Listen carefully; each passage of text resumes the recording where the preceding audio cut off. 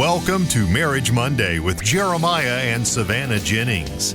The Jennings own Growing Green Landscapes and are very happily married.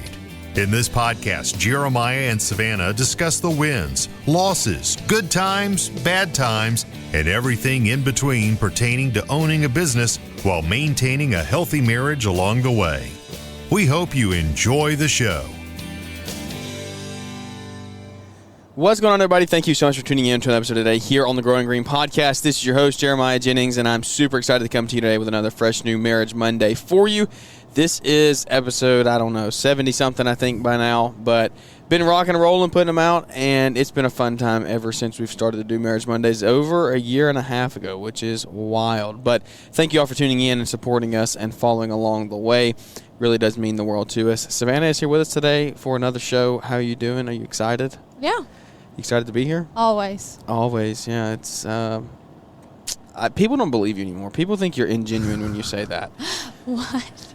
Why? Because it just sounds It's kind ingenuine. of just a joke now that I say always because I said it so many times. Yeah, and now you I didn't just mean say it. that always. No, I did. I just, Well, we are on the road. This is a little road show, and you are excited because you're about to go see the Crimson Tide lose. No. How does that feel? Nope, not lose. Savannah thinks she's an Alabama fan. She was raised an Alabama fan. She's not an Alabama fan anymore, though. That's the thing. So we have Auburn season tickets. I'm a big Auburn fan. Jack Yeah. will be an Auburn fan.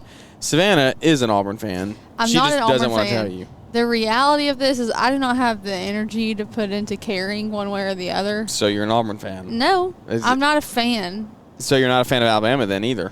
I Oh, yeah. lean towards Alabama because I was raised that way. But you're an Auburn fan. I'm Just not at the end of an the day, Auburn fan. At the end of the day, you're an Auburn fan. It is what it No. is.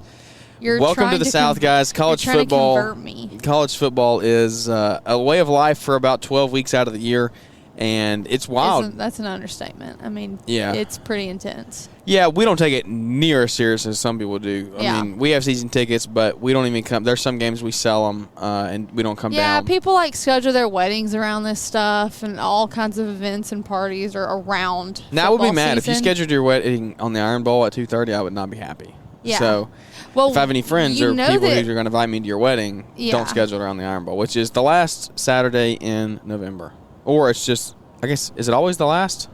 It's always it's always the Saturday after Thanksgiving. So Yep. whatever. Yeah. I think that's always the last Saturday. I don't know. This is our favorite time of the year ever. Is right now, this week. It is. Thanksgiving is by far my favorite holiday. I think I've determined. It's just I just love it. What I talked about on Friday. The world just kind of shuts down, or the U.S. shuts down for a day, at least here in the South. There's not much stuff open. Literally, Dollar General and a gas station. Even though Black Friday has changed a lot, it's reverted back to everything being closed again. And I think COVID had something to do with that. Yeah. But everything's really shut down. Yeah, so it was a great week last week. Just had a lot of fun, and it is one that I don't want to take for granted. I never do. Never want to overlook the thankfulness aspect, the gratitude that we should have, for each other. Let's dive into that a little bit, because I was talking about on Friday's show having gratitude for your spouse and your family. What does that look like to you? How beneficial do you think that is from the husband's point of view, or from the wife's point of view to the husband? If you are, how different would our marriage be if I showed no gratitude towards you over 3 years of being married and running a business? I think that's overlooked. I think that guys get very caught up in the day-to-day running the business. They don't have time to do anything, myself included. You run in like a chicken with your head cut off, and you just don't know. You don't know what to do. You don't have time for anything. So the gratitude, the thankfulness gets pushed to the very last thing. Yeah. It's just the last thing that's realized. So what is your take on that? I mean, how It kind of important reminds me of excuse me, from your side. a question that I don't remember the exact wording of the question that we talked about the last day at trades. And so he was kind of asked basically how I do it as far as working outside the business and you always working. I feel regardless of where you work or what your role is, this is applicable. But part of my answer talked a lot about how like thankful I feel like you are and how good of a job you do at expressing that and how important you make me feel and the things that I have like to do or whatever they might be. Like, you understand or at least show me that there's value in that, and it's not just your stuff in the business and whatever. Like, my responsibilities, my roles, my tasks, my things that I have to do are important, and you're thankful that I do them. And I think if we didn't have that, or you didn't show that, and I'm not saying that's come naturally from day one, like, we've definitely had conversations, both sides, like both ways had conversations about that.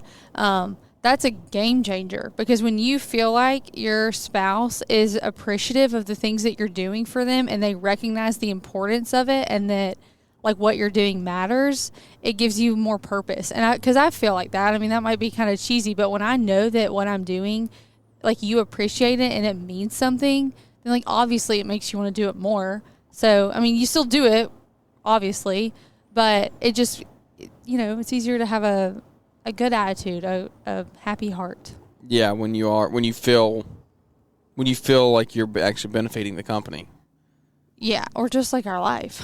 Yeah, for sure. I mean, and I think part of it also is, like, you have to realize, you have to remember to say thank you to your spouse for all the things they do outside of the business. That's kind of what I'm talking about. Like, it's around the house and keeping up with kids and all that. Yeah, because we've kind of gotten to a point, and we've talked about, you know, and you've said, like, the things that I'm doing make it possible for you to do what you're doing. Yeah. And obviously vice versa. Like, you being out and working, and I think we talked about this on other shows, or I know other people have, about, like, making it a point to show you in that light, like, to our kids, like, for them to not necessarily see it as you just out working, but to spin it in a way that, you know, you're doing the things you're doing so that we can do what we're doing, like, you know, then in that moment and together as a family, big picture. But knowing that the things that I'm doing make it possible for you to be out working, or for you to be gone doing this, or for you to have the office to do this, because I'm helping take care of things on the back end, or, like, on the house front. You know, like, you know what I'm trying to say? Yeah, no, for sure. I mean, and like, you voicing your gratitude for that, and me voicing gratitude for the fact that I get to be at home more with Jack. You know, I'm not home all the time, still working, but for the time that I do get to be at home with him, I feel like it just is more, like, meaningful. It makes us feel like we're on the same team, like we're supporting each other, we're thankful for each other. We couldn't do it without the other. Yeah, I've talked on here before. I have such a I don't know, respect, I guess is the right word, for people who do this on their own, who raise kids on their own, who run a business and raise kids. Like, I just can't fathom that. But what it comes down to at the end of the day is, like, we make sure that we put each other first, as far as showing each other that we appreciate what we do for each other, and we don't ever want that to sway. And being totally honest and transparent, like, this has been one of the hardest years that we've had. Yeah. If we're being, like, totally open. And I don't know. I think I want to do a whole show on this down the road, maybe, like, right after the new year, or close to the end of this year. It's been one that I think we could go on for. We could literally probably do a 2-hour show talking about it. Just all of everything that's happened this year. There's a lot of movement. A lot of movement in businesses and life, and ups and downs and in betweens, and it's been one that I don't ever want to forget. I don't want to relive it, but I don't want to forget it, because I think we've learned a lot. We've gotten a lot more in tune with each other. I think recently it was tough the last 6 months, I guess you could say. We got really busy at the end of summer. Yeah.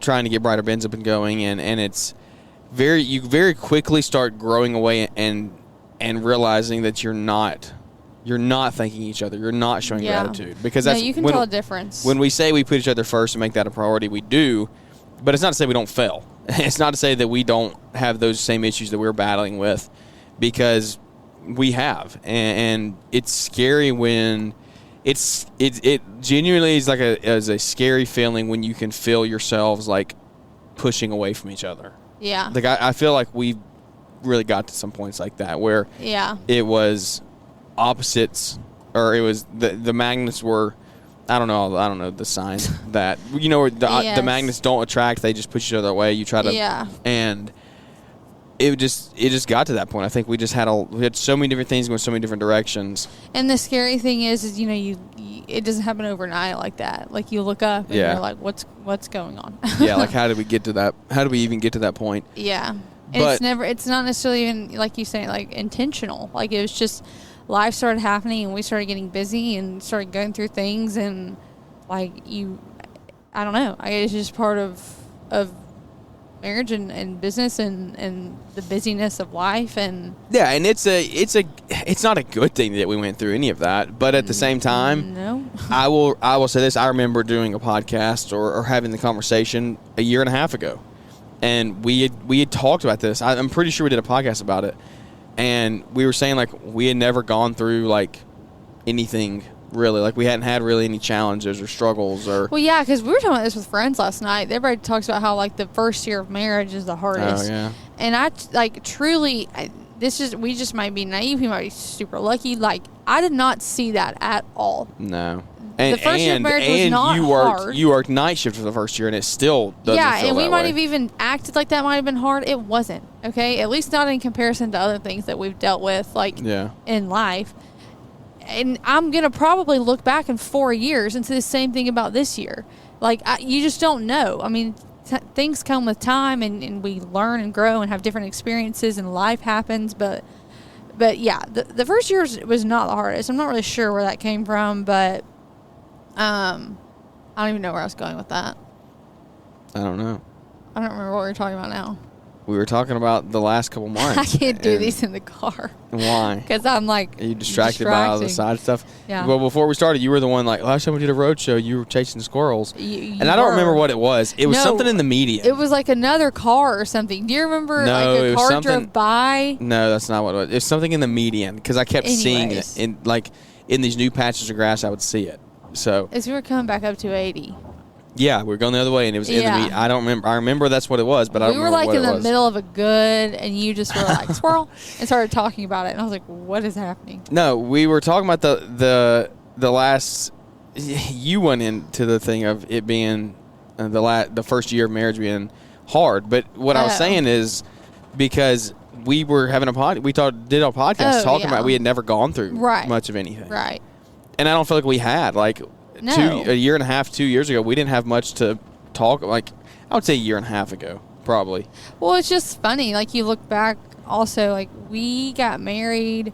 And all you people that have been married for 15, 20 years, you're like, oh, y'all are so dumb. Yeah, y'all are so you don't young. even know what's coming. We don't, which is fine. Like it'll come and we'll figure it out as it comes. But hey, there's people that will hear this that are been married for 6 months or been married for 0 months, and it'll be a benefit. So yeah, well, I think we didn't have anything to go through. Yeah. We got married. We started renting. We had no debt. We both had. I had a steady job. Yeah.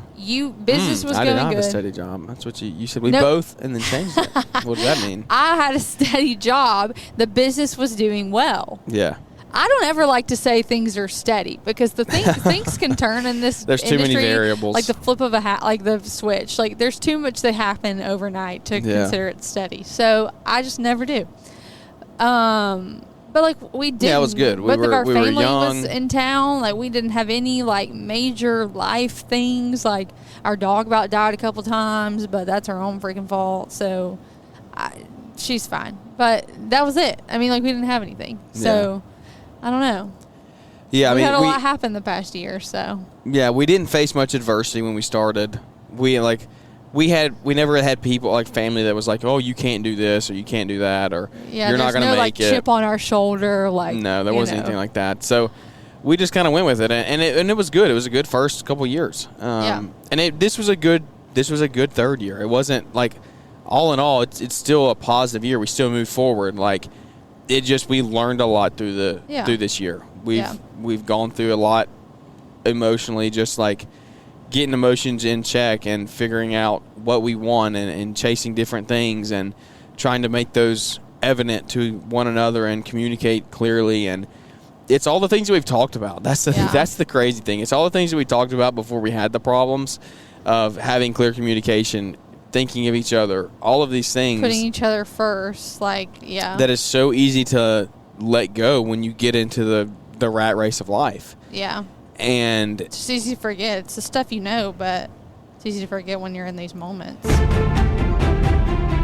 Get ready for the annual Black Friday and Cyber Monday extravaganza at the L'Entrepreneur Academy. This isn't just a big deal, it's an explosion of unbeatable offers on all of Brian Fullerton's game-changing training courses and resources. Seize the moment to supercharge your business for 2024 with the education and expertise you need. Enjoy an incredible 30% discount on everything, excluding coaching calls, until the clock strikes midnight on Cyber Monday.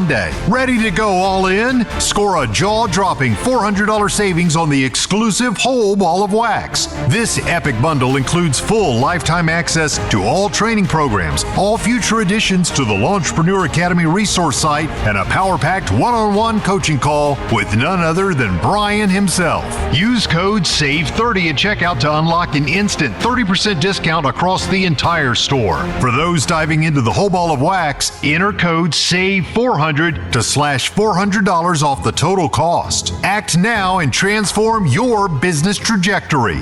It's time to dive into the savings and knowledge at L'EntrepreneurAcademy.com from Black Friday straight through Cyber Monday. Unleash the potential of your business with mind-blowing content and unprecedented savings that will redefine your L'Entrepreneurial journey. A link with instructions is included in the podcast description.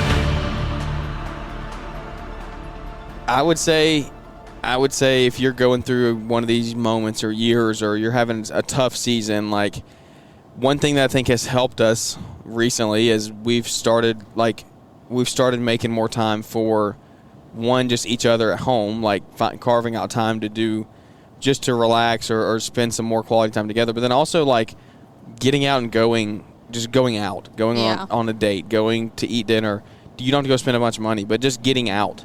And people talk that and preach it all the time, which is true. But, like, until you implement it in a time of actually in a time of need, then that's when you can really see the results. Then that's when you can really be like, wow, this actually helped. Yeah. Because I think there's a lot of people who say, oh, go do it, but you've never gone through that. And that's exactly what we were doing. Like, we were preaching the good. Like, I know what we need to do, but we hadn't gone through a time of where we really needed to do it yet. Yeah.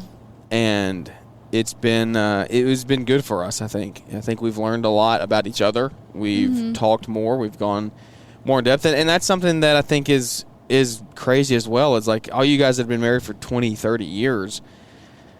How do you continue to learn more stuff about the other person every day? But I think you do. Like, we've learned stuff about each other this year. Yeah. Well, and I think that this is our 7th year being together. Like, we've known each other for a while. Yeah. The more you go through in life and experiences you have, the more that, like, comes out to learn. You know, like, sometimes those things don't just, like, come out until you're in the situations. Just, like, as far as, you know, how you handle things as a person, and I don't know. But you learn things about people when they're put in those tough situations, and I think that's kind of why we're maybe learning more and more about each other this year, just because we have gone through more than we have in the past. So obviously, you know, those things about you are coming out. I will say another thing, in this time of life that we're, like, currently in right now, when it's easy to feel, like, lost in the craziness of everything that's going on, even in times where, like, you know, we're missing each other constantly. Our house was like a revolving door. We live by the calendar, like, things like that, which are totally true. Like, our house does, I feel like, have a revolving door on it right now, and we're constantly, you know, just saying hey, bye, and whatever. You know, taking the time to, like you said, make the other person feel appreciated, like and it's not like, thanks, like, I appreciate you. I mean, it is, like, that's important, but it's also maybe, as silly as it sounds, like, remind them when they don't have to, like, so they don't have to always remind themselves that what they're doing matters. like the things that they're doing are important. Like not even just to me, but like the things that you're doing are good. Like they matter. They're important. Like it's going to be worth it. Like I'm thankful that you're doing it, but you're doing great. And this is the, like, keep going. You know what I mean? I don't know. I'm like rambling right now, but it's just important to help remind them so that they're not constantly having to just remind themselves that, like, you see the work, you see the effort, you see the things that maybe not everybody else sees, and they matter. Like, they're important. And I think that's another thing that I touched on when we talked about that, is how crucial that was to making me feel, like, seen and valued, is, like, you acknowledging that the monotonous things that we're doing all the time matter, you know? Yeah, there are steps in the process to the end goal. Yeah. And I think so here's the thing, though, I think that goes hand in hand with that is you have to know, you have to relay to each other what you want the end goal to be. And it's not, I think it's easy to say that. It's easy to say that. But you have to be able to both come together and say, hey, look, this is what we're working towards. It might change over time. Things might progress. You might change. Maybe you want to build a house in 2 years, but then timeline needs to be changed to 5 years because you want to do something else with a business. But you have to put plans in place that you can at least look forward to and say, hey, this is why we're doing it. And a step above the monotonous task, like, you get into the revolving door phase and say, so leave the monotonous invoicing or whatever behind. Obviously, that's important. You want to make sure that they know how valuable that they are, because, like, hey, you're saving me a ton of time and stress when I don't have to sit down and do that for 2 hours a month. Like, that's 2 hours that I can do with something else, or we can spend together. So thank you for doing that. Well, and, like, even for wives, like, I feel like there's people that work in business, people that not, but, like, even things as small as, like, taking care of the house. Like, how would you feel coming into the house if it was, like, I'm not saying it's not, but, like, if it was always a wreck and there were always dishes to be done, there was always laundry to be done, but then on top of all of that, you still have X, Y, and Z to do. Yeah. You know, like, those things matter too, and I feel like you've always done a good job at being, like, thankful that. Yeah, I try to notice that stuff because it's stuff. I'll be honest, it's stuff that I don't want to do. Like, it's stuff that I don't have the time to do it. Yeah. But I don't have the time to do it either, and it's like. That means a lot to me that you take your time to do that, because I physically, if we want to spend time together in the evenings, that's not something I can do. Right. Like, it's just not. But on the flip side, it's like me acknowledging and being appreciative if you, like, reschedule a meeting or, like, you push something back to just be present with us in the evening. It's a two-way street. Or, like, a couple weeks ago, like, you knew I'd been wanting to go to the pumpkin patch, so, like, you kind of moved some things around and rescheduled a meeting to have a morning with me and Jack to the pumpkin patch. Yeah. So, like, it's stuff like that it's a two-way street. Like, you have to acknowledge each other and be thankful to each other for the sacrifices made. And that's another thing that I guess that when I feel myself slipping into that, like, frustration, or, like, I feel that, little burn in my ear, whatever, like, wanting to be ungrateful or frustrated or not appreciative, when I feel like I'm not being appreciated, or, like, I don't feel like what I'm doing matters, or I haven't seen him in however long, or I feel like it's just been too crazy of a week and I just want to, it's like more natural, like, slip into that bad attitude of being annoyed and frustrated. I don't know where I've heard this. A lot of people say this, but I just remind myself or tell myself that, like, marriage is, like, about serving the other. And I don't know, it's probably cheesy, but I just challenge myself to, like, outserve Jeremiah. And it's not even in a, like, malicious way, like, I'm going to do all these things for him so that when he comes home, I can do all these things throw for in me. his face that I've done all this for him. But it's just, like, what is a way, like, actively searching for ways to serve you and to outserve you, to, like, be there for you and make your life easier, whatever that looks like for you. Like, and it can be small, like, silly things that, like, you're always the one that has to do. But, like, when we get in these ruts, and not that you shouldn't do it all the time, but, like, to get yourself out of that, what's something that, like, a little something you could take off their plate that's always on their plate? You know what I mean? Yeah, I mean, it's just to kind of help with your attitude. Like, it's more fun that way. Like, I don't know. I like doing the things for you that you don't expect me to do. Does that make sense? Yeah. Yeah. No, that, I mean, it's huge. And but it goes back to your response. Like, you have to, it sounds bad saying, but like the pressure's on you to respond the right way, because here's the thing is, like, and we literally, this came out of my mouth the other day. We were having this conversation.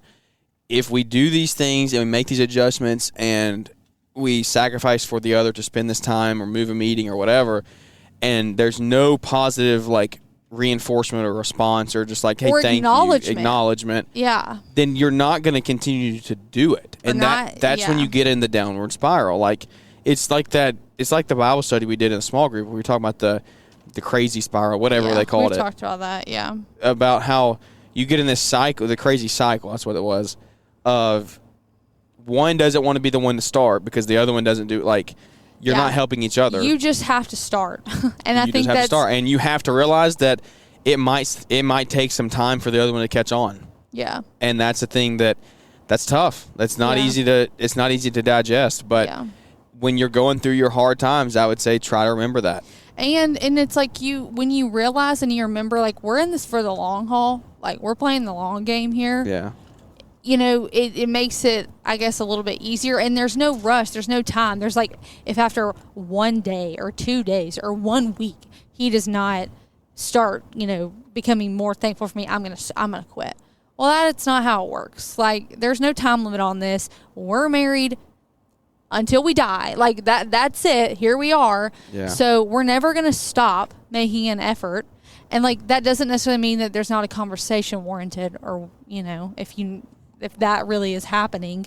But as far as doing those little things and trying to come across more thankful and grateful and sacrificial for them, there's no timeline on that. There's no timeline where you stop, So I think that's something that I've had to be totally honest, think about too, where it's like, I notice all these things extra that I feel like I'm doing, or how nice I'm trying to be. And if you don't feel like that's reciprocated, well, that doesn't mean you just stop, Yeah, I mean, at the end of the day, it comes down to, you have to, like, it's hard. Like, but this is what marriage is. Is like you just said, you serve the other person, and it's totally against human nature. Yeah. It is totally against human nature. And to, like, try to outdo them. It's not even just like, let me serve you, let me be here for you. Like, trying to go above and beyond, outdo them in a way that, like, shows your appreciation and your, like, love for them. That doesn't come naturally. Like, that's something you have to work at. And then I think that eventually, it might not be immediate, but the overflow, I don't know, your abundance of you doing that, it will make a difference. But here's the thing. I know I just said, like, if you don't have the acknowledgement or that, you have to realize you're not going to always get acknowledgement. If I'm in, so here's the thing. If Savannah decides to go all out for me and overserve me and do all these things, but I'm in the heat of summer. It is July the 15th. We've got a big push to get 10 more installs done before the end of the season. And then Christmas lights are right around the corner, and we got to get those up. And we're going through this time of where we're working 7 to 5, or maybe I'm not working in the field, but I'm juggling, keeping up with the crews and getting works on the book and estimates sent out and all this stuff. Then there's going to be a portion of time that Savannah probably doesn't get the acknowledgement that she deserves. Yeah. And Savannah has to realize that. Yeah. That you can't stop because you're not getting acknowledgement. And that's like me telling myself that. When I'm trying to serve you and you're busy and you have Jack and you've had him all day long or whatever the case is, you work 3 12s in a row and then you come home and have to keep Jack all day the next day and you just don't have it in you. Yeah. Well, you not acknowledging is not you being malicious. Yeah. Or not even, maybe it's not even that they're not acknowledging it. Maybe their reaction just isn't what you hyped it up to be. Like, oh, Jeremiah's going to be so appreciative that I've done X, Y, and Z, and he's going to be so thankful, and it's going to make such a big difference. Maybe you just come to the door and you say, oh, thanks. Like, that was really nice of you. Yeah. Or you just say thank you. And I'm like, what do you mean? Just thanks. But that's why you have to reevaluate yourself.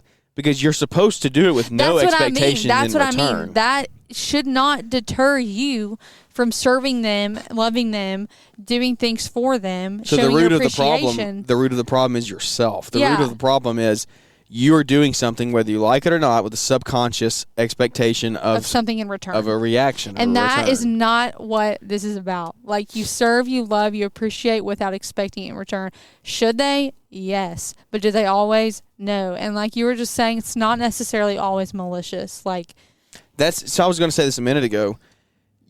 When you're in these revolving door moments, and remind me before we end, I have one more to come back to, talking about the revolving door thing. But when you're in these moments of life is crazy and you don't know what to do, and they're out every day until 5 p.m., and we talked about this at trades, but maybe you missed it. Maybe you weren't there. Maybe you didn't hear it. Guys, you have to remember, or maybe it's the other way. Like, it's whatever situation for you. I'm not going to give examples. It's just you apply this to your situation. If you truly believe you're in love with your spouse, you believe that that's the person for you, you're going to stay married forever, y'all did it the right way, you are each other's person, then you should know your spouse is not, they would rather be with you. They would rather be doing what you want to do. They would rather be serving you. They would rather be hanging out with you. They would rather be doing this and that. And it might not come across that way. If they're out until 8 p.m. working, like, I promise you I'd rather be at the zoo with you and our son. yeah. I promise. And you have to realize that. Like, Yeah. you cannot put that extra added pressure on them, the person that's working. And that might be your wife if she's in the field. Maybe you're the part-time business owner and your wife still works a W-2 job and she's got the full-time job. Well, you're putting pressure on her because you're home more, but she would rather be with you. And like your goals are to spend time together, to build your family. And you have to realize your spouse is not doing it with any malicious content, with any malicious intent in mind. Mm-hmm. At the end of the day, that's what I think a lot of it comes back to, is like you get mad at your spouse for being out too late when they would rather be with you. Yeah. So like, how do you do that? How do you, I don't know. It's the $1 million question. Well, I think we've talked about this before. How do you not be upset? We've talked about this and not before. let your attitude change. It comes down to, A, making the most of the time that you do have with them, and B, communication prior to. It's not like, if you know you're going into a season, and like as a spouse, like you learn these things, the longer your husband or your wife is in business, like you can kind of pick up the busier seasons or the busier times of the week or of the month or whatever it is. Like the longer you're in it, the more you'll consciously be able to kind of recognize it without them having to necessarily tell you. But it comes down to communicating that prior to. And I don't care if we sit here and say, you'd always rather be with you. It's also nice to hear. Like, yeah. When we're going crazy in the middle of summer and I feel like we haven't seen you or anybody, or you're hanging Christmas lights, or and I'm not saying this like there's no hidden, snide remark here. When you're doing Christmas light estimates on the night of Thanksgiving or whatever, yeah, it kind of sucks. Like, but it doesn't mean that I don't appreciate you, that I'm not thankful, but it's also nice to hear, like, I'm sorry, I got to get this done. I'd rather be hanging out with y'all. Like the reassuring or whatever, and the communicating, like you can never over communicate. So I think that's also helpful. But what I was saying back to is just, if you know that season's coming, if you know that time of year, week, month is coming in the season, communicate that. Like, these are about to be a lot of late nights. These are about to be a lot of time, like busyness in the office, whatever. I'm sorry I'm not going to be around as much. I would rather be with y'all. I'll try to meet you guys for lunch. Like, whatever you can, communicating that, reassuring her or your spouse, whoever, helps. And I think it helps me for sure.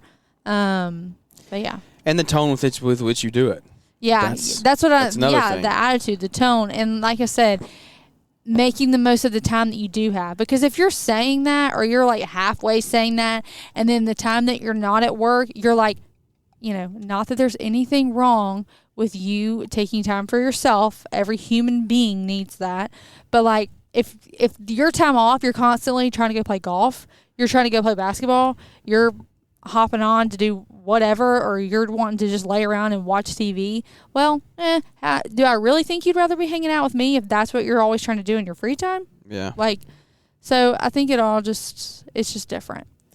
Yeah, for everybody. Back to the point before we wrap up. The point of what I was saying about the revolving door is when you're in that season, when you're in that time, it seems like you can't catch a break. Everything is going against you. Your marriage is struggling. Your relationship struggles just in general. You just got to remember, try to accurately depict, convey, relay, whatever word you want to put in there, where you're trying to go and what has to be done to get there. And that's the thing that's it's hard for people to accept that a lot of times. It's people that when you get to this point of I can't stay up every night until midnight. I don't want you to stay up every night until midnight. You have to be able to realize there's times when that has to be done. Yeah. It has to be done if you want to get to where you're trying to go. And when you and your spouse turn against each other on that side of hey, I don't want you doing this anymore. I don't think that you this doesn't have to be done. We can find out a different way. When you get to that point to where one of you wants to do this because you believe in the dream and you believe in the vision and you know that this is happening and this is what has to be done to get there, but the other one doesn't, that's where great division is going to come into play.